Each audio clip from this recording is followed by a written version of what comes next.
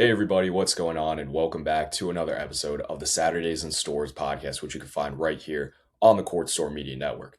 I'm your host, Kanaye, and on today's episode, we are recapping UConn's senior day win over the Seton Hall Pirates 71-67 last Saturday at Campbell Pavilion on senior day, in what was really just a great day to celebrate both AK and the rest of the seniors, particularly Caravan, who got his number on the wall when he was inducted into the Huskies of Honor during the senior day ceremony. So big congrats goes out to AK there. I'm definitely going to be touching on just what I feel his overall impact has been on the program in the 4 years he spent in Stores. On top of that, I'm going to preview the Huskies' last regular season game on the road at Phorm against the Marquette Golden Eagles, as well as some bigger picture stuff pertaining to the Big East tournament, Selection Sunday, and March Madness as well. But before we get into that, just two quick messages. First, us here at the Court Store are partnering with First Phorm Fitness Supplements to tell you all about the great products they have to offer. Whether it's amino acids, pre-workout, protein powders, creatine, they have everything that you might need to be able to sustain your active lifestyle. If you're interested in viewing all the products that First Phorm has to offer, I'll be plugging their link to their full website in the description box below so you can view all the products they have on display. Additionally, be sure to engage with the content you see in this channel in any way you can. Everyone knows how important the algorithm is on YouTube, getting more people to watch videos. So whether it's liking, subscribing, or just telling other people about the Court Storm, everything goes a really long way in us achieving our goals of growing this channel overall. Also, be sure to turn on post notifications so you're the first to see our latest content. So let's get right into it. As I mentioned earlier, UConn took home the win against Seton Hall of 71-67 last Saturday at Campbell Pavilion. Now, if we're calling it for what it was a pretty ugly game. This is a game that UConn probably should have won handedly, considering that they were coming off the win over St. John's at the XL Center last Wednesday in what was an absolute 32-point rout of the St. John's Red Storm in that game in Hartford. Now, obviously, Seton Hall is a tough team. They are on the verge of being a 20-win team. Of course, that's kind of got to see what happens with their game against St. John's tonight on the day that I am recording this, Friday, March 6th. But if they are able to pick up the win, that might be enough to get them in on the right side of the bubble, as the Pirates the way it stands right now, they're kind of on the outside looking in pertaining to their NCAA tournament chances. Now, UConn, I think for me, the biggest takeaway for what led to UConn struggling so much in this game was just the turnovers. A lot of it was not even forced turnovers, just sloppy basketball. I think at points of the game defensively, UConn was not great in staying in front of guys, particularly AJ Stanton-McRae. I felt he was really able to get to his spots at will throughout the entirety of the game for the most part. Seton Hall shot the basketball probably better than they ever will throughout the rest of the season going forward, and I think better than they have up to this point in the year. Guys were consistently knocking out shots from three. The Pirates shot 50% from beyond the arc overall in this game against the Huskies last Saturday. And UConn kind of struggled to get things going offensively. They faced an 8-point deficit at one point midway through the second half. And that was definitely something that definitely concerned me a lot as someone who was in attendance at that game. I was curious to see if UConn was going to be able to figure out a way to be able to come back in a game where they just seemed to not be able to get anything going for them on the offensive end of the floor. Harris Reed was, despite finishing with a double-double with 10 points and 11 rebounds, he was inefficient, 3 for 8 overall, and missed half of his free throw attempts when he was able to get to the line. So something, of course, I've talked about a lot on this podcast with just how this UConn team and the roster construction, it's not made up of guys who are designed to be able to draw fouls and get those opportunities to get those free points at the charity stripe. So when you get a rare trip to the free throw line, you need to convert. And when you're not converting, it puts you at a major disadvantage when you're already losing the free throw differential battle. Now, I think head over heels, but best player in this game for UConn, and honestly, the best player on the floor in this game was Alex Caravan. And it's only fitting that on the day he gets inducted into the Huskies of Honor, he comes out and gives us what I would call the epitome of Alex Caravan at his best. 23 points, 8 for 11 overall, 5 for 6 from three. And those threes were just monumental, big shots throughout the entirety of the game when in the moments he was able to knock them down from distance. And that's just what AK's been, man. He's never been a go-to guy. We thought maybe going into the last year he was going to step up and fill that alpha role, the role that T. New filled the year before last year, and the role that Adama Sanogo filled 2 years back. And that's not his player archetype. That's not his makeup. And I hate the argument that Alex Caravan will not translate to the NBA because, yeah, he might have his athletic limitations, but he's a smart player. And He can come in, provide you valuable minutes off an NBA bench, and knock down open threes. And I don't see what competing team would not benefit from that. The guy is a winner. He's started the most games by any Husky of all time, and he's the winningest Husky of all time. And it's very, very fitting that he did get his number raised into the Huskies of honor. So just a big congrats to AK. I guess since I've already gone on this tangent, I might as well kind of talk about some of the impact stuff that I mentioned when I opened up this episode. When Alex Karaban came into the program, I think it marked a shift offensively for how Dan Hurley coached his teams. In his days at Rhode Island, in the early years of this UConn era under Dan Hurley, he was, again, a defensive-minded coach that wanted to grit games out. He wanted to win games in the 60s and recruit the best defensive players. And following the loss to New Mexico in the first round of the 2021-22 season, he decided, I can't do this anymore. I need to change how I coach. I need to change the foundation for how I recruit players. And that led to him bringing in, well, of course, Luke Murray already served on his staff, but it led to both him and Luke Murray turning to some more European-influenced offenses that we see in the Euro League. Obviously, Rick Pitino, another Big East coach that has some experience with that, with looking into Euroball film. And what AK provided when he got to campus and STORRS was versatility at the four. It is so rare, especially in college basketball. Of course, you see that in the NBA with how much of an emphasis has been placed on spacing in the NBA. But in college basketball, it's rare to see a four-man that can move and you can hit off of pin downs and run staggers for to be able to come off movement and bang home a three. And that's what AK brought to the table. Yes, as a freshman, he struggled on the defensive end of the floor, and I definitely think he had his limitations. There were shots that I think he turned down, and we saw year to year just the improvement on both ends of the floor. But I'd say now he's not the greatest defender, but he's gotten a lot better in being able to move his feet and stay in front of some of these quicker guys that while he was a freshman, even during his sophomore year, he maybe wasn't able to stay in front of. And offensively, I see him take a lot of shots now, especially off the dribble, off movement from beyond the arc, that I think even as far back as 2 years ago on the second national championship team that he was on, he probably wouldn't have taken those types of shots. And to see how far he's come, it's incredible. I think he is the blueprint for what you want when you're recruiting a player to come play college basketball. He was one of 22 seniors across the entire sport who is going to have a senior day celebration at the same school that he started with and the same school that he's going to be graduating from in a couple months now, and that being UConn, of course. And I think that's something that should be celebrated. He's a reminder that the plot has not been completely lost in college basketball, and I think, again, it's something that should be celebrated. And I understand that there's moments where maybe he doesn't make the best plays. When it's all said and done, there's not a single bad thing that anyone should have to say about AK once the season concludes. And I wish him the luck going forward with his basketball career. Of course, there's still a lot of season left to play this year for UConn and in hopes of trying to cut down the nets and bring back number 7 to STORRS. But still, I think it's important to recognize greatness, and Alex Karaban, one of the greatest winners in the modern era of college basketball, in an era where I don't know if we'll see someone do what AK did and being able to stay out of school for 4 years while winning 2 national championships, winning a Big East regular season title and a Big East tournament title, hopefully adding 2 more of those this year, hopefully 3 more of those, I should say, actually, between the Big East tournament, Big East regular season, and the national championship. But again, I mean, AK was stellar in this game. He did have 4 turnovers, but just what he did, again, on the defensive end with how much he's improved year to year, 2 blocks, 2 steals. He was able to dish the ball out and hit some guys in stride for a couple of assists, got on the glass as he normally does. I mean, UConn does not win this game if AK doesn't play the way he does, and he said that he definitely worried when they were facing that 8-point deficit in the second half. I mean, am I going to lose my senior day? Thanks to Alex Karaban, the Huskies didn't. But again, congrats to AK on being a Husky of honor. Very, very well deserved. And it's definitely going to be sad not seeing him STORRS in the future. But outside of AK, really the offense was a tough watch. Braylon was inefficient in this game. He wasn't really able to knock down from beyond the arc. Overall, 3 for 7 with 11 points. Solo Ball was inefficient in this game as well, but he actually did a really good job in being able to draw fouls and get to the line. I believe 4 of those free throw attempts came in garbage time, but he was 8 for 10 from the line overall. Silas Demery in this game, scoring-wise, wasn't really a factor. Of course, he's done what he's normally done this year in games with his assist totals. He finished with 9, and I thought the defense he played was continue to be stellar, as it has been for most of the year, probably outside that 2-week stretch where UConn could not stay in front of the guys they were guarding. I honestly think that a lot of Silas's maybe struggles to get going in the scoring column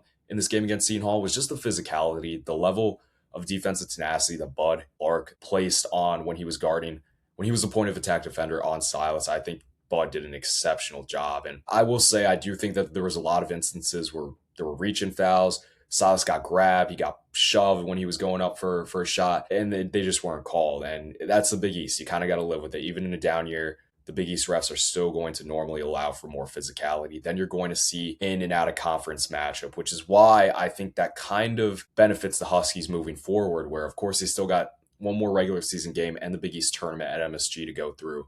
But once we hit March Madness and these games are being played against out-of-conference opponents, officials are not going to allow for the level of physicality that some of these teams in the Big East have applied to UConn this year. Of course, UConn is everyone's Super Bowl in the Big East, so we see these teams come out with their toughest, with their best shot, even when they're not tournament teams. Now, Seton Hall, of course, might have a chance to squeak in. You never know. This is definitely a team that I don't want to see in the Big East tournament. Who knows? There could be potential for a bid stealer this year in the Big East tournament, but nonetheless, I just think that when you're giving it your best shot, when you're playing UConn, you're coming out with a high level of energy like we've seen in multiple Big East games this year against teams that aren't going to be making the tournament. It's tough to be able to run your offense and execute it efficiently when you're getting grabbed, playing against a level of physicality as high as it's been in Big East play this year. And once you get into the NCAA tournament, officials are not going to let that slide. They're going to be more prone to calling these fouls, and I think that's going to benefit UConn's offense. They're going to be able to run their offense from the spots where they want to run them from,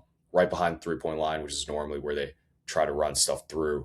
And I think it's going to open things up for Silas to take guys one-on-one, Solo get down on those straight line drives, AK to take guys to the cup as well, Terrace Reed to impose his physical will down low. And I think that's, again, hopefully something that's going to get the Huskies offense back on track once we get into the tournament in March. All right, late March. But outside of that, I think another big takeaway I had from the Seton Hall game was Jaden Ross. Just what Jaden Ross has been doing over the last couple of games has really, really impressed me. I mentioned how he had a couple of big shots against St. John's early in that game. We already know what Jaden Ross provides the Huskies as a defender, someone who could be a point of attack guy off the bench to pair with Silas if both those guys are on the floor at the same time. But what he's been doing on the offensive end of the floor, where he's having the confidence to let it fly from three, and he's knocking it down more consistently than he ever has as a Husky. I think that's just telling of the work he's put in and how much that this coaching staff is really starting to trust him. He played 19 minutes in this game with 7 points, and I thought he did a fine job on the defensive end of the floor as well. And I just hope we continue to see this out of Jay Ross, because him and Stewie, what they provide UConn off the bench going forward, that's the X factor. That's going to help the offensive metric increase. It's going to help you on the defensive end of the floor if Stewie's kind of back to his being the Stewie we know that he can be on the defensive end of the floor, like he did against Eric Dixon, the nation's leading scorer last season. Then that's just going to be so beneficial. Two wings with size, with physicality, with athleticism, who can score. Obviously, we know Stewie is talented enough as a scorer, being a 3-level guy. Jay Ross is starting to show glimpses of what he can be. And I think that, again, is going to take this UConn team to the next level if you can find any semblance of consistency moving forward out of that pairing. I understand Stewie hasn't played the last couple of games. He's dealing with that knee injury. I know Hurley, in his press release just a couple days back, mentioned that he's hoping Stewie's going to be ready for practice later in the week. So it is later in the week, I'm assuming. If he's good to go for tomorrow or today when you guys are seeing this, he probably would have been in practice on Friday and Thursday. So I hope he is a go for the Marquette game. Definitely want to get him back in the swing of things and shake off the rust before we get into conference tournament and NCAA tournament play as well. But overall, I think that pretty much takes care of everything I had regarding my takeaways from the Seton Hall game. Again, it's ugly, but it's the Big East scrappy Seton Hall team that was ranked the first time UConn played them this year at the Rock. And to sweep Seton Hall for the first time, I believe maybe since Turley's tenure has started at UConn, you think you're going back at least 3 to 4 years to find a year where UConn swept Seton, the last time UConn swept Seton Hall. So, a win is a win at the end of the day. I know this result doesn't necessarily help UConn's offensive rating on KenPom, nor their defensive rating. A win is a win at the end of the day, and it's definitely going to help when we talk more big picture stuff, that which I'll get into in a second. But just to quickly preview their matchup with Marquette on the day you guys are seeing this. This game slightly scares me. I guess I could tie in a little bit of Big East, big picture stuff here. UConn and St. John's are tied for first place in the Big East right now. They both have the same number of wins. They both have a game left to play, at least when I'm recording this. By the time you guys see the St. John's and Seton Hall's game will have concluded. And Of course, from a Husky standpoint, we hope that Seton Hall is able to knock off the Johnnies at the Rock, but the chance of that probably slim with how well St. John's has played for most of Big East play outside of against Providence early and against UConn and Hartford. Now, in the scenario where St. John's wins against Seton Hall and UConn additionally wins against Marquette, then both programs would share possession of the Big East regular season championship. Now, in the nightmare scenario where St. John's wins this game against Seton Hall and UConn loses against Marquette, then St. John's would receive the Big East regular season championship. So a lot on the line between these two games. If I had to put money on it, I would say both teams probably win. Again, knock on wood from the UConn perspective. A share is a share. At the end of the day, it's still a championship you're taking home. But that does definitely you definitely have to factor that into how they see these teams going to the Big East tournament at MSG, which is starting next week on Wednesday when the first round games start. Of course, UConn is going to be in a position where they have a first round bye, so they will not play their first game of the Big East tournament until Thursday. Now, obviously, you want to be in a route where you're playing some of the weaker teams in the league this year. But getting back to Marquette, I understand Marquette has struggled mightily this year under Shaka Smart, as opposed to last year where they at one point were a top 10 team in the nation, and the year before that were a top 5 team in the nation. It just kind of goes back to Shaka Smart not touching the transfer portal. You kind of have to do that. No matter how you feel about the transfer portal, you're not setting yourself up for success if you completely just write off the transfer portal. It's a necessity at this point. It's unfortunate that that's what college basketball has come to, but at the same time, if there's talent out there and you can recruit them and come to your program, guys who already have college experience, why wouldn't you do it? As much as Dan Hurley despises the transfer portal, he goes and plucks a couple guys out of the portal every single offseason. And Shaka Smart, that was not the case. I will say, though, Nigel James Jr., freshman guard for Marquette, he has been lighting it up in Big East play. I think right now he probably is the odds-on favorite to win Big East Freshman of the Year. I understand Husky fans are probably pushing for B-Mall to win that, but just with the role Nigel James is in and some of the scoring performances we've seen, I think it would probably be a robbery to not give it to Nigel. So he's definitely someone I would worry about. I would assume Silas to take that assignment. There's a lot of guys on Marquette, who I honestly thought were going to be a lot better going into the year, but maybe just haven't lived up to the expectations. Chase Ross, I think, is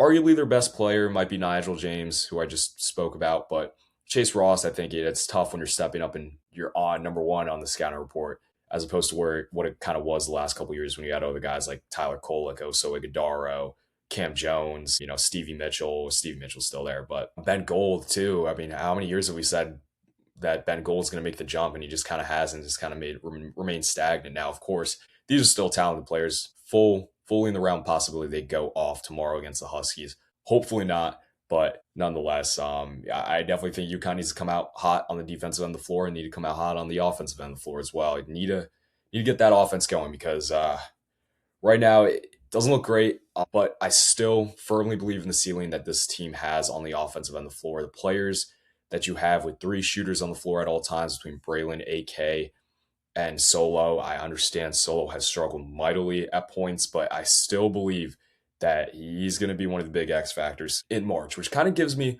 a little bit more confidence going into this NCAA tournament. While I understand this UConn team struggled in having good offensive performances in Big East play, you need to factor in what I spoke about earlier with the level of physicality in Big East play. But additionally, too, guys just haven't been hitting their shots. I mean, UConn has gotten their shots that they wanted for the most part over the last month and a half now. It's just a matter of them hitting them or not. And I spoke about on last week's podcast, I feel more often than not, they're not hitting those shots that they are getting. And I mean, they're good looks most of the time. Yes, there's an inadvertent force every now and then that comes from Braylon or Solo.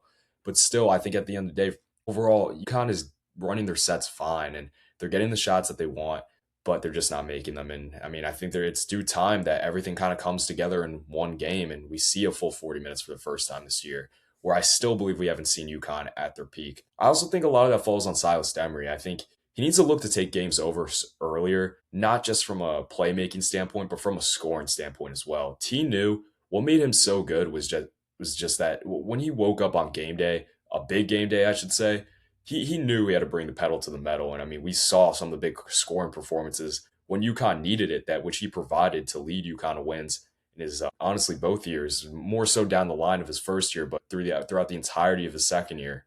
What he did in the national championship game his first year at UConn and arguably being the best player on the floor. I know Sonogo won the MOP, but what Newton did in that game, what he did in the Final Four, just really had a full case to win the MOP that year. And following year, I mean, Fog Allen Fieldhouse, 31 points, 20 plus against Nova against a scrappy Nova team that UConn nearly lost to just 2 games after being ranked number 1 that year, if I'm not mistaken. And I think Silas has the full capability of being able to take over a game scoring wise, like he was able to do at Georgia. This guy's a scorer. I understand it's kind of been coached out of him, but I think he needs to recognize earlier when other guys might not have it on any given game night. He needs to take over and do it himself. He's really the only guy that can go and get a paint touch at will and open things up to be able to kick the ball out to shooters and dump it down low to Terrace or Eric, whichever one of those two guys is manning the paint down low. And I mean, the guy's shooting over 50% from three in Big East play, and I think near 45% overall for the entire season. And that's a weapon. I think he needs to look to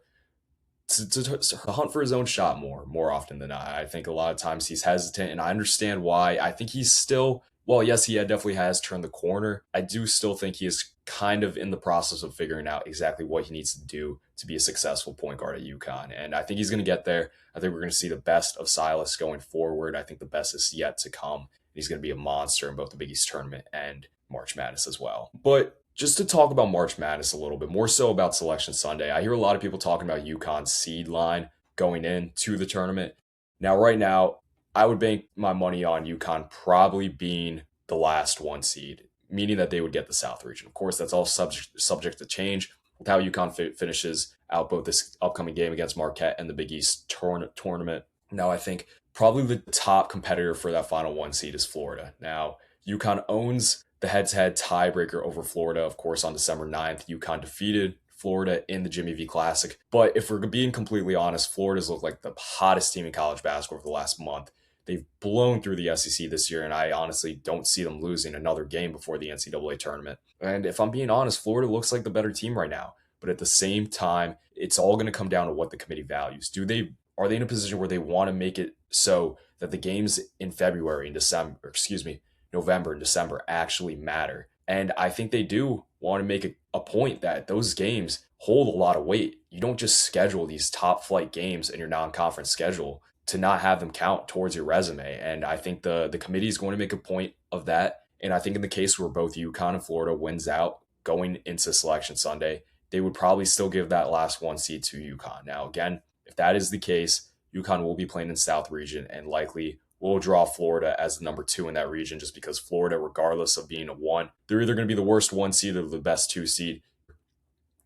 In either scenario, they would go to the South region. So, of course, they would be in the way, if assuming both programs make it that far, they would be in the way of UConn making it to the Final Four if both teams matched up in the Elite Eight. If UConn is the 1 and Florida is the 2 in the South region, and they, again, both make it to that Elite Eight game. Now, say Florida ends up getting that final 1 seed, UConn would finish as probably the top 2 seed, considering they only have 3 losses this year. Everyone else, including Florida, that isn't the case for that final 1 seed, has 6 or more losses. So I would think UConn probably finishes as the top 2 seed if they lose a game, or potentially 2, knock on wood about Marquette. They would be the top 2 seed going into Selection Sunday. And in that scenario, they would play in the East region, where they would be playing in Philly in the first weekend. Now, obviously, you're going to have to go through Duke in that scenario if both teams make it to an Elite Eight to get to the Final Four. And regardless of either draw that UConn gets on Selection Sunday, I think it's going to be tough sledding. It's going to be rough. It's probably going to be a bloodbath to get to Indianapolis to get to the Final Four, but I'm here for it.